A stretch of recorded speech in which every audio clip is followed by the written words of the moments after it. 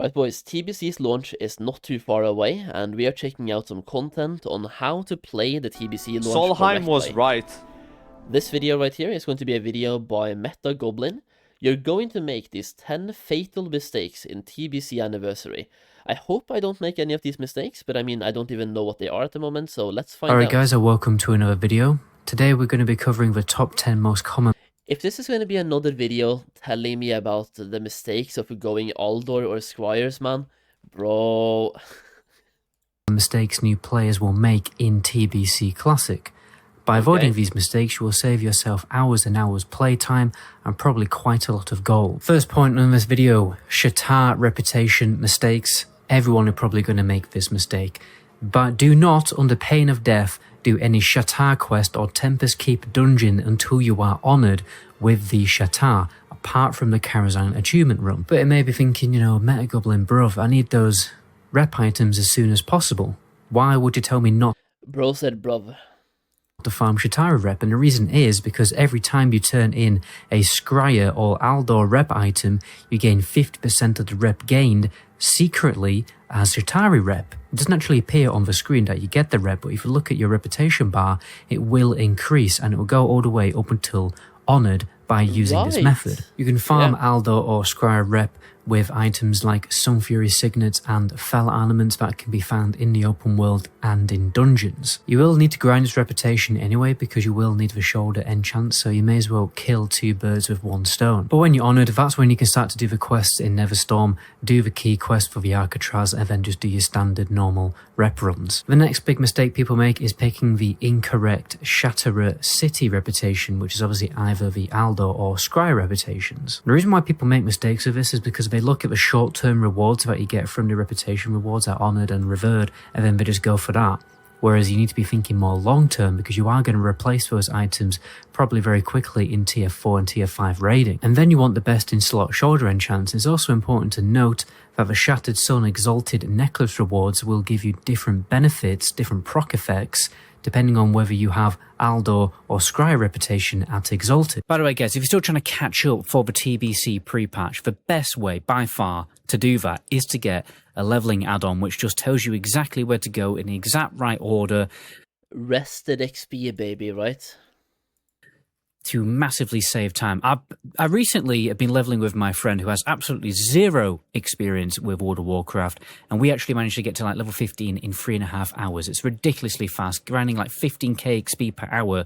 That low level is just ludicrous, and it's because of the guide. It will tell you where to die, okay, for certain skips, so you can skip massive walks. It tells you when to skip certain quests because you can complete that quest while doing another quest at the same time later. It tells you when to pre-prepare items to basically get instant quest turn-ins again later during the leveling journey. It saves you so much time because it gives you all of that knowledge that you don't know when you're jumping into World of Warcraft and playing the game. If you don't believe me, you can get up to level 20 totally for free by just getting the add-on off Curse Client. And if you do want to support the channel, be sure to click my link in the description to automatically get a really good discount on the Rested XP guide. Anyway, let's move on to point number 3. We're going to have a round off of all the dumb dungeon mistakes that new players are going to make so that you won't make. Some mobs in a Burning Crusade, and I'm talking trash mobs in dungeons, will absolutely catch you off guard and easily wipe the group because of their really goofy and irritating mechanics. First thing to note, if you're ever doing Shattered Halls, Shadow Labyrinth or Steam Vaults, you will definitely, and I mean definitely, need a class that can crowd control, preferably a mage, because there is some extremely huge... Yeah, dude, having a mage in dungeons, like, in Classic as well, such a cheat code, but in TBC, even more so.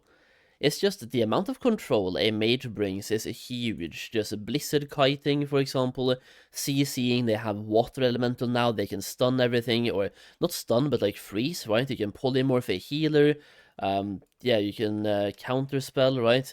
Bunch of different ways to crowd control. Mage is just such a good class to bring.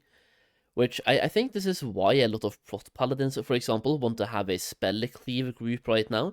When I'm trying to find a group for Stratholm or Skolomans at the moment in the pre-patch, I just see looking for more spell cleave, spell cleave, spell cleave, spell cleave. I'm here like, bro, I'm a rogue. Can we do like a non-spell cleave for once? Like no shadow priest, no mage, just rogue? No? Okay. huge pulls. Look at this pull in Shattered Halls. Look how many mobs there are.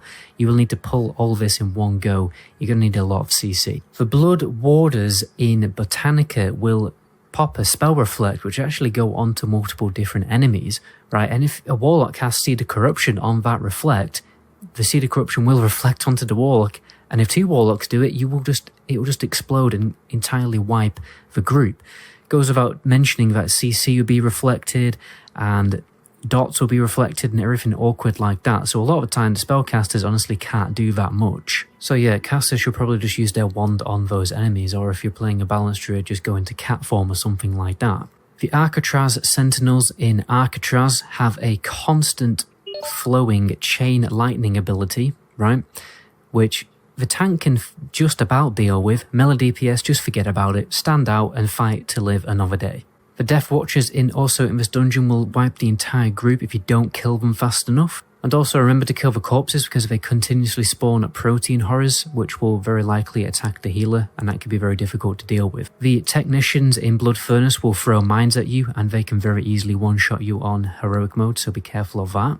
Never kill the slaves in slave pens or underbog because they will go passive when the leader is killed. So yeah, just kill the leader with single target damage and don't bother doing any AoE. I see a bunch of people AoEing these, by the way, and just, like he said, single target the leader. He's the one that is like mind controlling the slaves here. So kill the leader and they all go passive, like he said as well. I saw this a bunch of times in TBC, on the PTR as well. I tried to do 2 slave pens while I was leveling on the PTR, and all the time, just a bunch of people now are playing TBC for the first time, which I'm not saying that's bad, by the way, but in that case, just please know about these things. If you're watching this video, for example, at least now you know, right? There's going to be a bunch of people that don't know, and if you end up in a dungeon group with somebody that doesn't know, just tell them. Instead of raging and being like, oh, rah, rah, rah, rah, just be like, just tell them nicely. Be like, single target this one mob, that's all we have to do in the pack, instead of killing off the smaller ones. I'm telling you, based on my anniversary pre-patch experience so far, there's a bunch of new people that either are retail Andes going to Classic for the first time, or it's Classic Andes that missed TBC Classic for some reason, and they are now trying it, right? It's their first time playing TBC.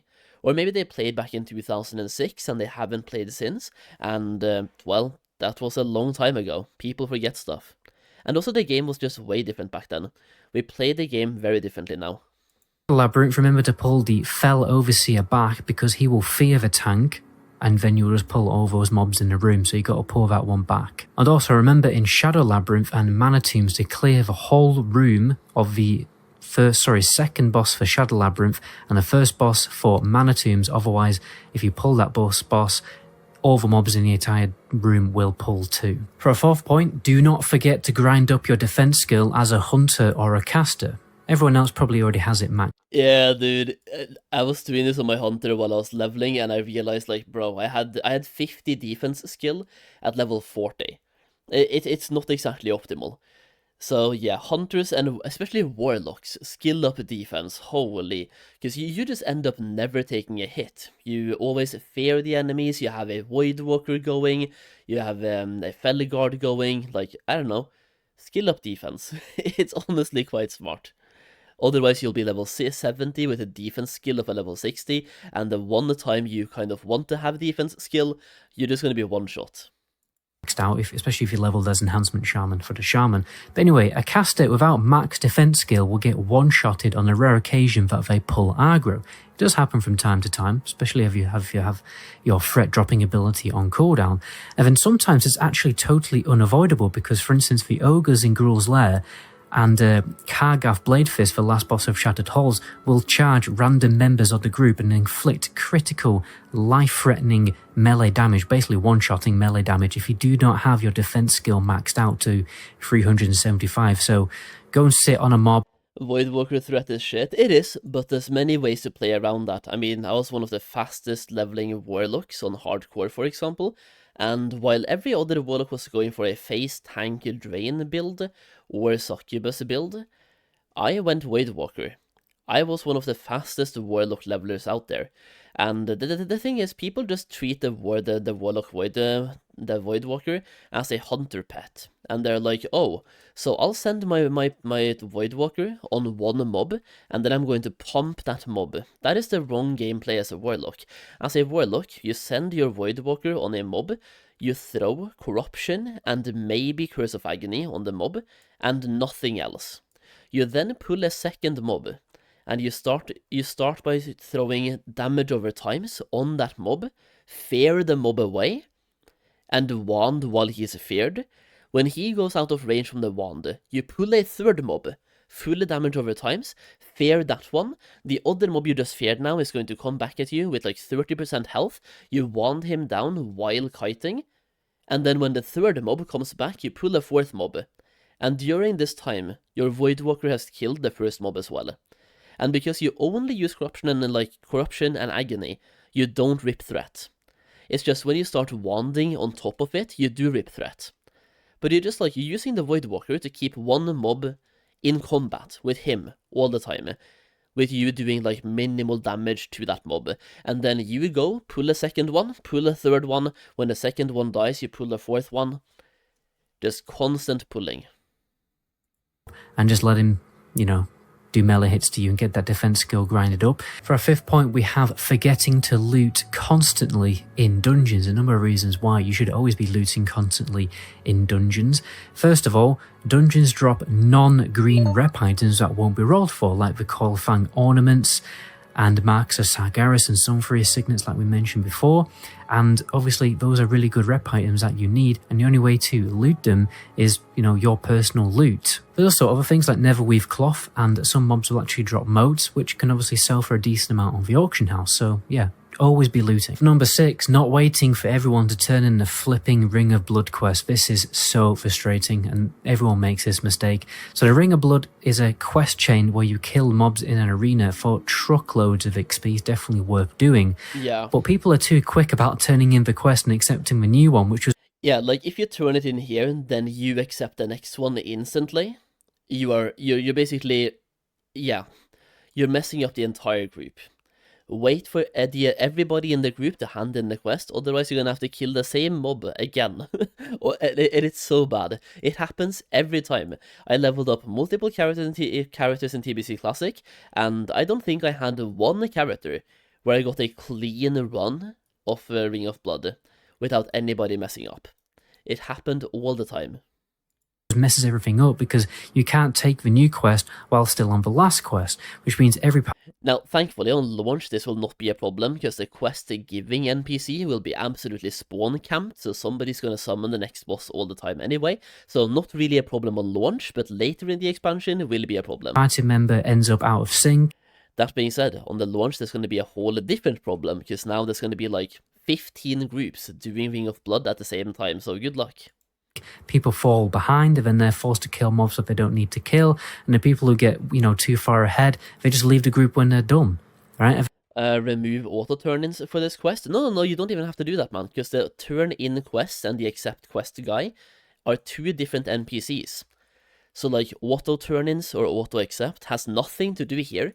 It's just connecting brain cells. Enough brain cells to wait for everybody to hand it in, because you hand in the quest to NPC 1 and you pick up the quest from NPC 2. So all people have to do here is just, be friendly and think about the teammate and not just themselves. People have a tendency to think of themselves as the main character and everybody else as NPCs. So just think of everybody else as also a character and also a person, and wait until everybody finishes the quest and then you pick up the next one.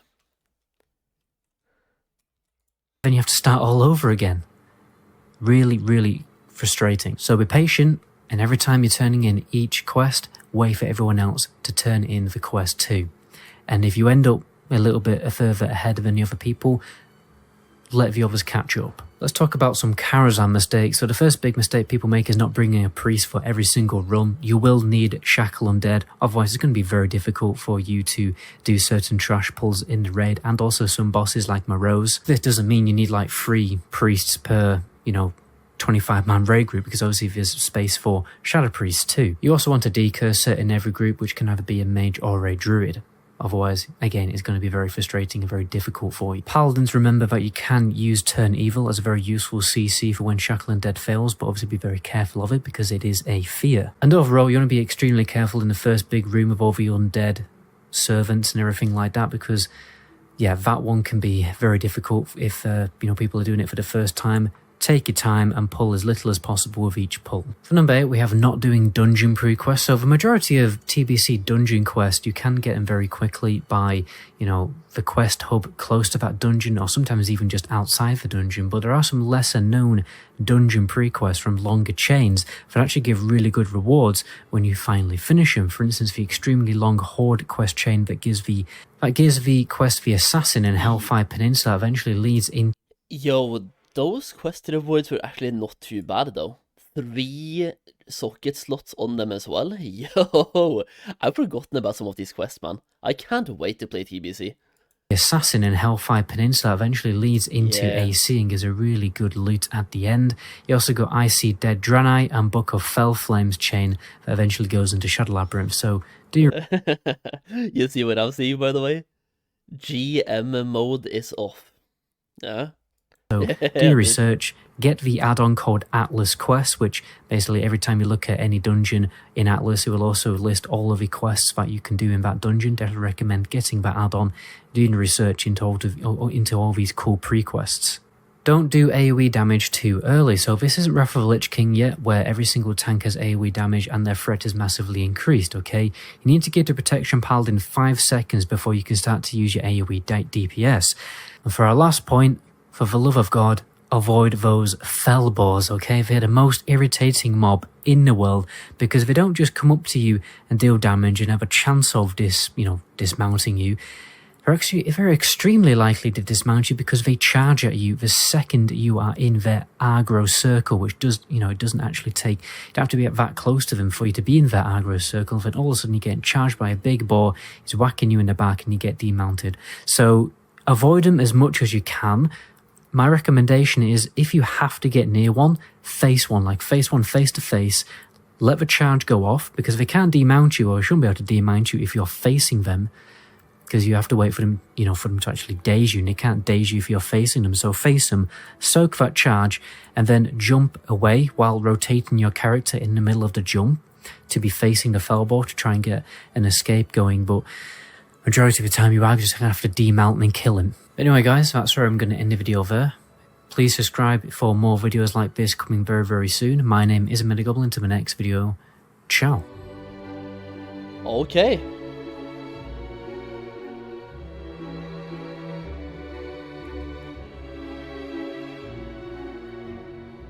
There we go, boys. That video contained a lot of information that I haven't seen in many other videos. A lot of tips and tricks and things to avoid that I haven't really seen in many videos. The one thing that everybody has been talking about though was the Aldor and Squires part, which when he opened the video with the Aldor and Squires, I was like, oh no, is it going to be a repeat of all the other videos about mistakes to make? But no, he had a bunch of different things that nobody else talks about, which is really cool. There is one more thing that I want to note here as well, which I don't think he talked about in the video itself, but he did touch on around here, right, when you are in Shattrath and doing that quest. There is one quest in Shattrath when you get the introduction. The next big mistake people make.